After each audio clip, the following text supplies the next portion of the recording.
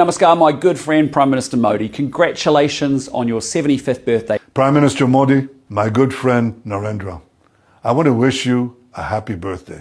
Happy birthday to my friend Prime Minister Modi. Prime Minister Modi, a happy 75th birthday. Happy 75th birthday. My best wishes to you on your 75th birthday. बहुत से आए वज़ीर आज़म India के बीच में, कोई मोदी जैसी class कोई आई India के बीच में। और पीएम मोदी के जन्मदिन पर देश और दुनिया में जश्न मनाया जा रहा है। सबसे पहले हम डोनाल्ड ट्रंप की ये स्टेटमेंट देखते हैं। कोई इस तरह ना डर हुक्मरान जो ऐसे खड़ा होके बात करता है पूरी दुनिया की आंखों में आंखें डाल के, अपने इंडिया को कहीं भी वो डिग्रेड नहीं होने देते, कहीं नीचे नहीं आने देते। जॉर्जिया मेलोनी ने प्रधानमंत्री नरेंद्र मोदी को जन्म दिवस की शुभकामनाएं दी है। वो इसमें बड़ी तारीफ कर रहा है कि मेरी मोदी के साथ एक बड़ी जबरदस्त फोन कॉल हुई है और मोदी तुम्हारा शुक्रिया, तुमने रूस के और जो यूक्रेन की जंग है वो खत्म करने के लिए मेरा साथ दिया, उसके लिए तुम्हारा बहुत बहुत शुक्रिया। और आसिम मुनीर यतीमों की तरह कोने में खड़ा आपको नजर आएगा। ये हर मुल्क का जो सियासतदान होता है ना, ये लीडर होता है, वो हमेशा बात करता है। आप ये देखें ओवरऑल बात करें ना तो एशिया के अंदर इस टाइम मेरे ख्याल से अगर बेस्ट कंट्री है तो वो इंडिया है। ठीक है। इवन कि मैं खुद पाकिस्तान में पैदा हुआ तो मैं कई दफा ये सोचता हूँ कि काश मैं इंडिया में पैदा हुआ होता। प्यार मोहब्बत अब कहीं और शुरू हो गया है और वही हुआ जिसका हमें डर था। अगर इंडिया और मजीद तरक्की करना चाहता है, इंडिया चाहता है चाइना को भी इकॉनमी में बीट करे, इंडिया चाहता है कि दुनिया के पहले नंबर पे आए, तो आप यकीन कीजिए मोदी जी जब तक जिंदा हैं इन्हें सीट पे रहने दें, आपकी तकदीर बदल देंगे। नमस्ते दोस्तों, जय हिंद। हिंदुस्तान स्पेशल में आपका स्वागत है। दोस्तों, प्राइम मिनिस्टर मोदी के 75वें जन्मदिन पर दुनिया भर के नेताओं ने उन्हें बधाई दी है। रूस से लेकर अमेरिका तक प्राइम मिनिस्टर मोदी के जन्म दिवस को बड़ी धूमधाम से मनाया गया। अमेरिकी राष्ट्रपति डोनाल्ड ट्रंप और रूस के राष्ट्रपति व्लादिमीर पुतिन ने खास संदेश प्राइम मिनिस्टर मोदी को भेजा। इटली की प्रधानमंत्री जॉर्जिया मेलोनी ने भी प्राइम मिनिस्टर मोदी को शुभकामनाएं दी। मेलोनी ने प्राइम मिनिस्टर मोदी के साथ एक सेल्फी साझा करते हुए उन्हें जन्मदिन की बधाई दी और उनके नेतृत्व क्षमता की प्रशंसा की। ऑस्ट्रेलिया, न्यूजीलैंड, इसराइल और तमाम देशों ने प्राइम मिनिस्टर मोदी को बधाई संदेश भेजे हैं। रूस के राष्ट्रपति व्लादिमीर पुतिन ने भी प्राइम मिनिस्टर मोदी को जन्मदिन की बधाई दी है। पुतिन ने लिखा, आपके मार्गदर्शन में भारत ने सामाजिक, आर्थिक, वैज्ञानिक और तकनीकी क्षेत्रों में शानदार परिणाम हासिल किए हैं। भारत और रूस के रिश्तों को मजबूत करने में भी आपकी अहम भूमिका रही है। मैं दोनों देशों के करीबी रिश्तों की सराहना करता हूँ। हम इस साझेदारी को और भी मजबूत बनाएंगे। इसराइल के प्राइम मिनिस्टर बेंजामिन नेतन्याहू ने भी वीडियो जारी करते हुए प्राइम मिनिस्टर मोदी को मुबारकबाद दी। बहुत से आए वज़ीर आज़म इंडिया के बीच में, कोई मोदी जैसी क्लास कोई आई इंडिया के बीच में।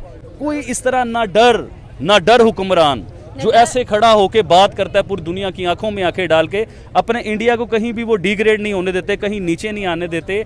तो मकसद ये है कि ऐसे लोग फिर तरक्की करते हैं। और मोदी जी को तो मैं हमेशा चाहूँगा कि अगर इंडिया और मज़ीद तरक्की करना चाहता है, इंडिया चाहता है चाइना को भी इकॉनमी में बीट करे, इंडिया चाहता है कि दुनिया के पहले नंबर पे आए, तो आप यकीन कीजिए मोदी जी जब तक जिंदा हैं इन्हें सीट पे रहने दें, आपकी तकदीर बदल देंगे। अभी देखें ना, जो लोग इंडिया में झोपड़पट्टियों में मैडम रहते होते थे उनके लिए घर बना दिए गए हैं। जो इंडिया की हमने गुर्बत ऐसी सुनी हुई है, आपने भी सुनी होगी कि इंडिया में हम सुनते होते थे वॉशरूम नहीं है, इंडिया में लोगों के पास खाने के लिए रोटी ही नहीं है, ज़मीनों पे सोते हैं, थड़ों के ऊपर लोग सोते हैं। आज वही इंडिया है कि वो उनके पास हमारे से अच्छी और सस्ती रोटी भी है, हमारे से ज़्यादा बिजली भी है और सस्ती बिजली है। अब आप देखिए ना कि दुनिया की सबसे महंगी बिजली हम लोग खरीदते हैं, दुनिया का सबसे महंगा आटा हम लोग खरीदते हैं, दुनिया की सबसे महंगी चीनी, मतलब ईच एंड एवरीथिंग हम लोग खरीदते हैं। तो फिर हम लोग उन्हें गुड क्यों ना के, वज़ीर आज़म की सीट पे जो बैठा होता है ना, जिसने दुनिया से मिलना होता है, ऐसे खड़ा होता है वो। मोदी जी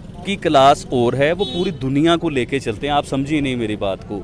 हम लोग, आधी दुनिया हमसे नाराज़ है, आधी दुनिया हमारी दोस्त है, और हमारे ज़्यादातर दोस्त वो होते हैं जिनसे हम लोग कर्जा लेते हैं। जब तक हम लोग पावरफुल नहीं होंगे, जब तक हम लोग इन कर्जों से जान नहीं छुड़ाएंगे। अभी मैं एक जगह पे सुन रहा था कि इंडिया ने भी किसी टाइम पे IMF से कर्जा लिया था, गोल्ड गिरवी रखा था उन्होंने। जी हाँ, अब देखिए ना कि वो तो कर्जे से बाहर भी निकल आए उन्होंने। अब देखिए कितनी बड़ी उनकी इकॉनमी है कि मैं आपको बताऊं तो आप हैरान हो जाएं कि इतनी बड़ी इकॉनमी उनकी वो लेके चल रहे हैं। किसी दौर में वो कर्जे ही थे। अब किसी दौर में हमारे जैसी कंट्री एक अमीर कंट्री जो इस टाइम की, उसे हम लोग कर्जा दे रहे थे, हमने दिया था कर्जा, और आज हम कर्जे में इतना फंस चुके हुए हैं कि कर्जे की जो 1 महीने बाद किस्त देनी होती है ना, वो किस्त देने के लिए भी हमें मजीद कर्जा लेना पड़ता है, मजीद कर्जा उठा के हम लोगों को किस्त देनी पड़ती है। एक्चुअली मैं मोदी जी से ही मशहूर हूँ, लोग मुझे मोदी जी के नाम से ही जानते हैं, और लोग मुझे कहते हैं दुनिया में सबसे बड़ा फ़ैन जो है ना पाकिस्तान में आबिद अली है मोदी जी का।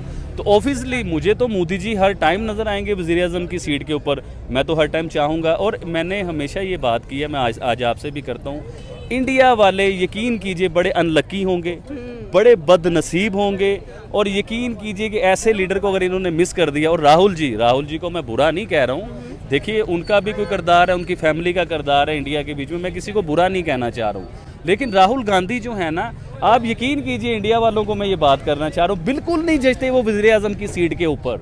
मुझे नहीं लगता कि वो, देखिए एक पर्सनैलिटी होती है, वज़ीर-ए-आज़म की सीट पे जो बैठा होता है ना, जिसने दुनिया से मिलना होता है, ऐसे खड़ा होता है वो। तो राहुल जी के अंदर ना मुझे वो क्वालिटी नज़र नहीं थी। हाँ, ये किसी शहर के सीएम बन जाएं, किसी सूबे के सीएम बन जाएं, तो ये समझ में आती है बात, लेकिन पूरे मुल्क के वज़ीर-ए-आज़म बन जाएं तो मैडम देखिए, वो एक सिख थे, वो भी वज़ीर-ए-आज़म बने थे, उससे पहले वाजपेयी साहब थे, वो वज़ीर-ए-आज़म बने थे, बहुत से आए वज़ीर-ए-आज़म इंडिया के बीच में। कोई मोदी जैसी क्लास कोई आई इंडिया के बीच में? मैं मोदी जी की क्लास को पसंद करता हूँ, मैं उनकी क्वालिटी को पसंद करता हूँ, मैं उनके काम को पसंद करता हूँ, मैं उनकी पॉलिसीज़ को पसंद करता हूँ, और मैं चाहता हूँ कि पाकिस्तान में मोदी जी जैसी कोई क्लास आए, कोई ऐसा दिमाग हो, कोई ऐसी पॉलिसीज़ यूज़ करने वाला हो जो हमारे पाकिस्तान का भी जो है ना नक्शा चेंज कर दे, हमारे पाकिस्तान भी आसमानों पे है, कर्ज़ों से हमारी जान छूटे, हमारा एक्सपोर्ट हो, पूरी दुनिया से डॉलर आए पाकिस्तान में। अभी रिसेंटली आपने देखा होगा मैडम कि पूरे पाकिस्तान में आप भी अपने लिए कोई चीज़ यूज़ करती थी ना, तो वो चाइना की होती थी। ईच एंड एवरीथिंग, आपके घर में भी कोई चीज़ होगी ना, पूरा घर छान मारें, आपके घर में चाइना का ही सब कुछ निकलेगा, सिर्फ सीमेंट होगा शायद जिससे वो बिल्डिंग बनी है वो पाकिस्तानी। मतलब मोदी जी जैसे कोई नहीं है। हाँ जी, इंडिया में उन्होंने मेड इन इंडिया स्टार्ट किया, उन्होंने एक तहरीक चलाई, उस तहरीक के ऊपर उन्होंने प्रॉपर काम किया। वक्ती तौर पे इंडिया हमें लगता था कि जदीद टेक्नोलॉजी नहीं है, जदीद चीज़ें नहीं है, लेकिन वो अपने मेड इन इंडिया पे लगे रहे वो लोग, क्योंकि हम तो जदीद चीज़ें लेते रहे ना चाइना से, हर चीज़ उससे चाइना से लेते रहे, लेकिन वो चाहे फेल होते रहे, लोगों की नज़र में वो फेल होते रहे, उनके लोग पीछे आते रहे, लेकिन वो अपने मेड इन इंडिया पे लगे रहे। जब उनका मेड इन इंडिया कामयाब हुआ तो आज पूरी दुनिया इंडिया के मोहताज हो चुकी हुई है। इंडिया आज ऐलान कर देना कि मैं यूरोप के साथ एक्सपोर्ट नहीं करता, पूरे यूरोप के साथ मैं काम कारोबार नहीं करता, मैं पेट्रोल नहीं देता, मैं अपने फल नहीं बेचता, मैं अपना गारमेंट्स नहीं बेचता। मोदी जी ने चावलों की जो कह लें थे एक्सपोर्ट थी, उस पर थोड़ा सा वक्ती तौर पर बैन लगा दिया था, तो पूरी दुनिया दहला गई थी। पूरी दुनिया। तो इसी तरह ही मैं कहता हूँ कि अगर मोदी जी एक दिन के लिए अपना एक्सपोर्ट बंद करें ना, तो पूरा यूरोप इंडिया के कदमों में हो, आप यकीन मानिए। तो वो लोग अपने आप को मजबूत कर चुके हुए हैं।